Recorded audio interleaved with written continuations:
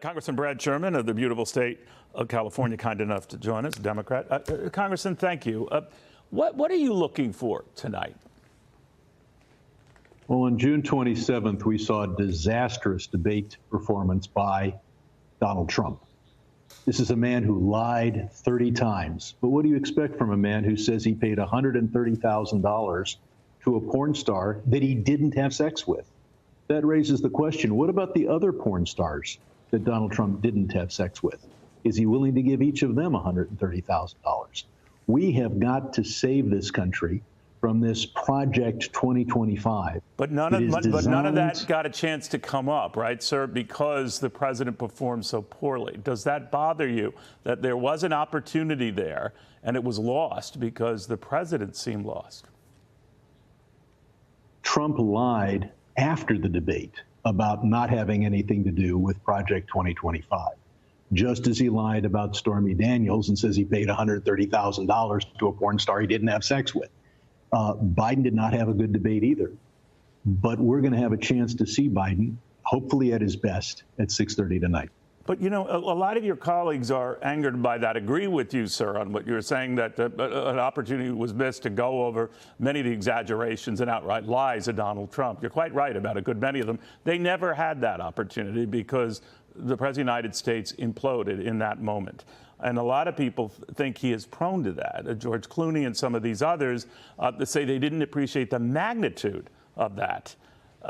Did you see this in your dealings with him over the years, or is this something that's accelerating and maybe we don't appreciate? Well, it's not like I'm over at the White House every Friday night for Shabbat dinner. I see what you see. But I think that the president had a bad night on June 27th, but Donald Trump has led a bad life.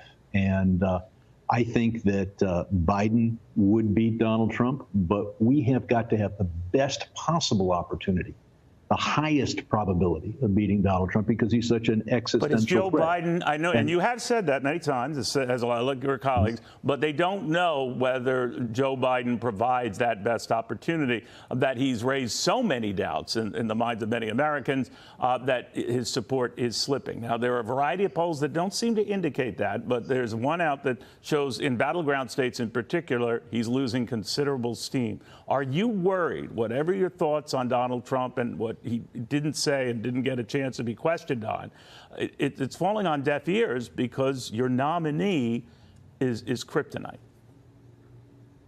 June 27th was a bad night for Joe Biden. He has got to be able to assure the delegates who will be voting on August 20th that he will win this race because it's so important.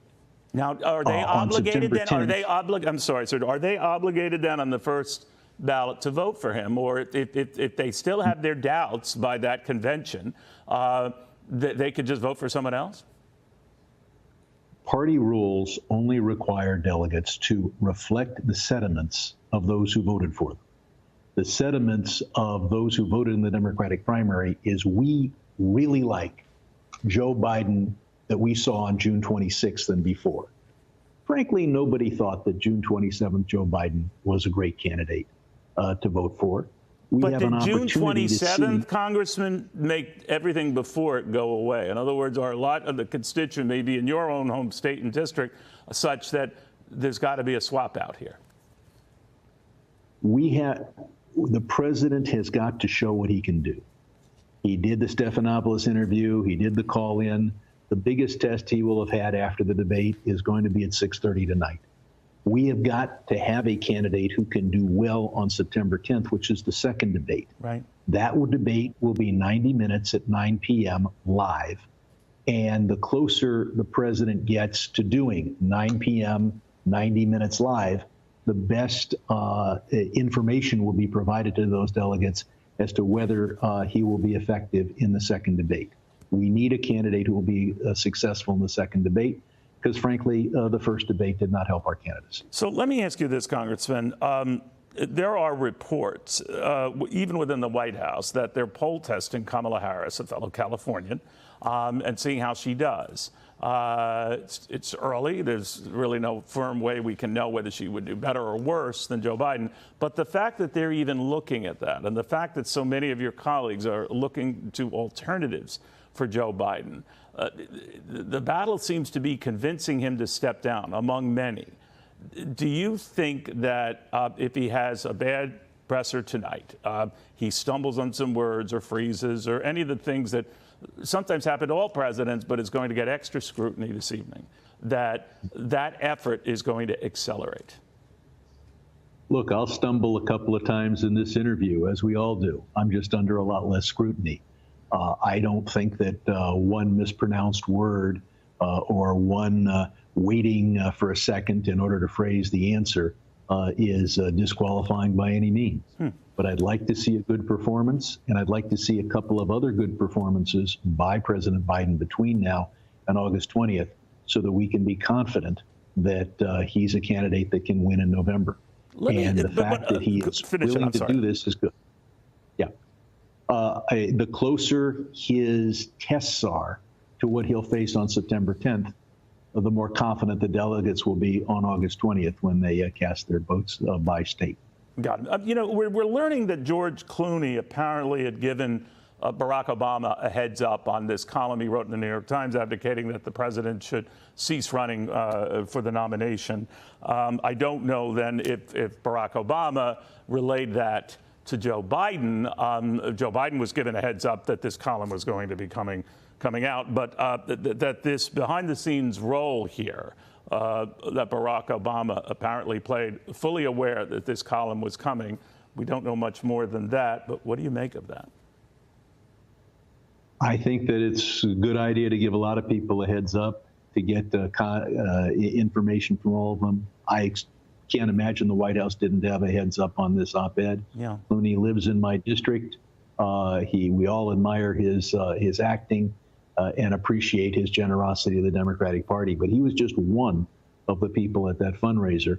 And everyone who was there has an equally valid opinion as to how well Joe Biden performed. So, Congressman, if Barack Obama didn't tell George Clooney, you really shouldn't do this, George, would that I have no idea you? what Would Barack that disappoint you?